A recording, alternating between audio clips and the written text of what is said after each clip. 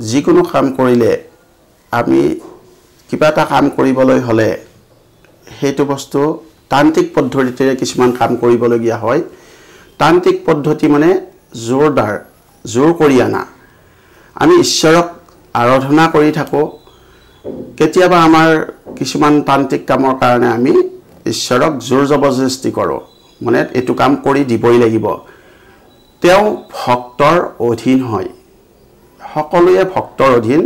তাৰে ভিতৰতে যিজনে অভিজ্ঞ হ'ব লাগিব তান্ত্ৰিকজন তেওঁলোকে মন্ত্ৰত সিদ্ধ হ'ব লাগিব কোনোবা এজনে বলে তান্ত্ৰিক মন্ত্ৰ পাইছে কিতাপ এখনৰ পৰা লিখিছে তেও কোনোবা এজনক কিবা লগাই ফেলেগি তাবিজ এটা দিছে তাৰ পৰা তেও একো ফল নাপাব পাৰে কাৰণ তান্ত্ৰিক এজন হ'বলৈ হলে এটা মন্ত্ৰ সিদ্ধি হ'বলৈ হলে সেই মন্ত্ৰটো ফাৰ্স্ট 1 নম্বৰ গুৰি দিব লাগিব কিতাপৰ পৰা পালে তো সকলোৱে তান্ত্ৰিক হলে মানে ইনকাম কৰিব পাৰিলে হয় কিন্তু গুৰুৰ পৰা যেতিয়া মন্ত্ৰটো আহিব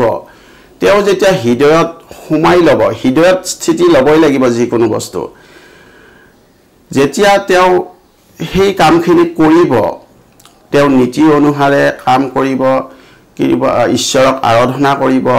মিনিমাম এজন মানুহে যদি তন্ত্ৰ কৰিব বিচাৰে মিনিমাম 10 বছৰ ঈশ্বৰক সময় দিব লাগিব ঈশ্বৰক সময় নেদাই নিজৰ কামত ব্যস্ত থাকি যদি অকল পইচাৰ কাৰণে কৰো বুলি ভাবে তেতিয়া হলে তেওঁৰ পৰা একো উপায় নাপাব কাৰণ যিকোনো মন্ত্ৰ কেতিয়া কাম কৰিব সিদ্ধ হ'ব লাগিব তাৰ কাৰণে 10 বছৰ সময় দিব লাগিব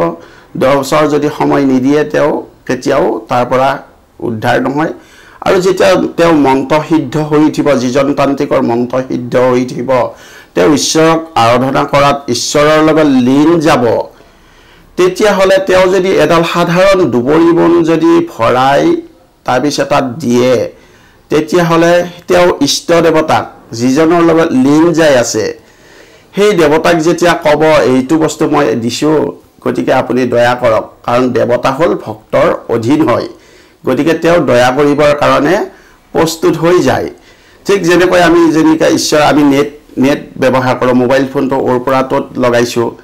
ঠিক তেনেকৈ কেনেকৈ গল যদি নেটটো যাব পাৰে মোবাইলটো যদি কানেকশনটো হৈ যাব পাৰে আমাৰ হৃদয়ৰ পৰা হৃদয়ত যিটো আত্মা সময় আছে সেই হৃদয়ৰ আত্মাৰ পৰা পৰমাত্মাৰ লগত নেটটো কিয় লগাব নোৱাৰি হেতুটো দেখা নাপাই আমি মোবাইলটো আপোনাৰ পৰা মোতাত ফোনটো আহিছে একো নেট নেদেখা মোতাত বজি উঠিছে গতিকে আমি হৃদয়ৰ পৰা যদি তেও একান্তভাৱে নেট লগাব পাৰো তেতিয়া হলে মই যদি সাধাৰণভাৱে এটা অভিজ্ঞ হ'ব লাগিব অভিজ্ঞ পৰা যদি এটা দুবৰি বনৰ শিপা এডাল ভৰাই যদি তেও তাবিজ এটা দি দিয়ে তেতিয়া হলেও তেও সেই তাৰ পৰাই কাম আৰম্ভ হয় আৰম্ভ হৈ যাব তেও ভাল আৰম্ভ হৈ যাব পাৰে কিন্তু তাতে এটা কথা আছে গোটাই আমি পূজা পদ্ধতি কৰি উঠি যদি পূজাখিনিত কিবা ফল হ'বনে বুলি ভাবি লও লাষ্টত যদি শূন্য ভাবো তেতিয়া হলে গোটাই কামখিনি শূন্য হৈ উঠিব লোৱা মানুহজন বিশ্বাসী হ'ব লাগিব যাৰ পৰা লৈছে তেও বিশ্বাসী হ'ব লাগিব কাৰ পৰা লম সেই মানুহজন তেও বিশ্বাসযোগ্য হয় নে নহয় তেও যদি বিশ্বাসযোগ্য নহয় তেতিয়া হলেও তেওকে বিশ্বাস নকৰে তেও দিয়া বস্তু কেনেকৈ বিশ্বাস কৰিব গতিকে বিশ্বাস কৰিলে একান্ত মনে যদি কৰে তান্ত্ৰিক পদ্ধতিৰে কোনোবাই তাবিজ কবচ জুনে জিনি দিয়ক যদি শুদ্ধ মনেৰে দিয়ে তেতিয়া হলে কাম কৰা আৰম্ভ কৰে আৰু তেনেকৈ ফলৱতীও হোৱা দেখিছো হোসাকে হয় যদি মানে দুই এটা ভণ্ড থাকিব দুই এজন মানে হেৰি থাকিব যদি তেনেকুৱা পাকত পৰে তেতিয়া তো কামটো নহব কিন্তু ঈশ্বৰৰ লগত সম্পৰ্ক থকা মানুহ হ'ব লাগিব তেও আসল ভক্ত হয় নে নহয় হেতু চিনাকিটো ফাৰ্স্ট কৰি ল'ব লাগিব কৰি ললে আপুনি ফলৱতী হৈ যাব পাৰিব গতিকে ইয়াত কোনো কবচ তাবিজৰ যে কাম নাই তেনেকুৱা নহয় সকলো বস্তুৰে কাম আছে পৃথিৱীত অজস্ৰ শক্তি আছে সেই শক্তিক আপুনি যি ভাবে গ্ৰহণ কৰে সেই ভাবে পায় কোনোবাই টকা বিচাৰিছে কেৱল টকায়ে পায় কিছুমানে সুখ বিচাৰিছে সুখ পায় জুনে বিচাৰিছে যি বিচাৰিছে সকলো বস্তুয়ে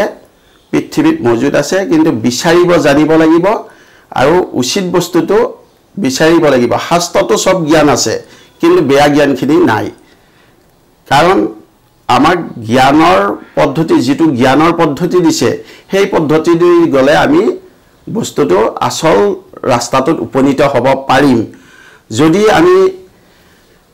মানে সেই পদ্ধতিটোত উপনীত হ'বৰ কাৰণে তেওঁক যদি ঈশ্বৰক আৰাধনা কৰিহে সেই পথটোলৈকে যাব লাগে গতিকে তান্ত্ৰিক বস্তুটো মই বিশ্বাস কৰোঁ বেয়া শক্তি যেনেকৈ মানুহৰ ভাল গুণ থাকে বেয়া গুণো থাকে কাৰোবাৰ দিন থাকিলে ৰাতি থাকিব যদি দৈবিক গুণ আছে ঈশ্বৰ বুলি এটা বিন্দু আছে তেতিয়াহ'লে ঈশ্বৰৰ বিকল্পও এটা মানে শক্তি থাকে কিন্তু যিকোনো কামে চাওক আমি যেতিয়া পূজা কৰোঁ ধূপ চাকি জ্বলাওঁ এজন মুৰ্গী কাটা আজিৰ দিনত মুৰ্গীয়ে খাই যেতিয়া মুৰ্গীৰ নামতে ক'লো ব্ৰইলাৰ বা মুৰ্গী কাটা মানুহজনেও ধূপজাল জ্বলাই কাক আৰাধনা কৰে এই একেটা ঈশ্বৰকে আৰাধনা কৰে বেয়া কাম কৰিবৰ কাৰণেও ঈশ্বৰকে মাতিব লাগিব আৰু সেই বেয়া কামটোৰ পৰা মানে উদ্ধাৰ পাবৰ কাৰণেও আমি ঈশ্বৰকে মাতিব লাগিব গতিকে ভাল কামতো তেওঁৱে সহায় কৰে বেয়া কামতো তেওঁৱে সহায় কৰে গতিকে কোনোবাই তাবিজ দিছে কোনোবা মনসাৰ নাম লৈছে শিৱৰ নাম লৈছে তেওঁলোকৰ নাম ল'বই লাগিব কামাখ্যাৰ নাম ল'বই লাগিব এখন কামাখ্যা স্থান গতিকে ইয়াতে তান্ত্ৰিক হয় গতিকে তান্ত্ৰিক পদ্ধতিৰে ইয়াতে যথেষ্ট প্ৰভাৱ আছে আৰু মই বিশ্বাস কৰোঁ আৰু মানে হেতুৱে মোৰ বিশ্বাসটো মানে তান্ত্ৰিকৰ লগত তান্ত্ৰিক শক্তি যে আছে হেতু হেৰি কৰোঁ মই নিজে শিৱ পূজা কৰোঁ তান্ত্ৰিক পদ্ধতিত বৈদিক পদ্ধতিটো মই শিৱ পূজা কৰোঁ কিন্তু মই তান্ত্ৰিক পদ্ধতিত যেতিয়া মই নিজৰ পূজা কৰোঁ তান্ত্ৰিক পদ্ধতিত ৰাইজৰ কাৰণে মই বৈদিক পদ্ধতিত কৰোঁ তান্ত্ৰিক পদ্ধতিত মই মদ দিওঁ কিন্তু মই মদ নাখাওঁ কাৰণ শিৱই খাইছিল মদটো শিৱই মদ খোৱা নাছিল শিৱই বিষ ডিঙি ৰাখিব পাৰিছিল গতিকে তেওঁ বিষাক্ত বস্তু এবিধ দি আমি পূজা কৰিলোঁ কিন্তু তাকে দেখা পাই যে আমি খাব লাগে সেইটো নহয় মই যেতিয়া তান্ত্ৰিক পূজা কৰোঁ মদ দিওঁ মাংস মানে মই উৎসৰ্গা কৰোঁ বলি নিদিওঁ তেনেকুৱা ধৰণৰ তান্ত্ৰিক পূজা কৰোঁ সেইটো শত্ৰু বশৰ কাৰণে মানে বিপদৰ পৰা যাতে কোনো অনিষ্ট কৰিব নোৱাৰে তাৰ কাৰণে তান্ত্ৰিক পদ্ধতিটোৰে পূজা কৰিলে মানুহে হেৰি পায় মানে তাৰ পৰা ফলৱতী হ'ব পাৰে আৰু বৈদিক পদ্ধতিৰে পূজা কৰি দিলে তাৰমানে মানুহে কোনো ধৰণৰ মানে অনিষ্ট নহয় শান্তভাৱে তেওঁক চলাই নিয়ে তেনেকুৱা ধৰণৰ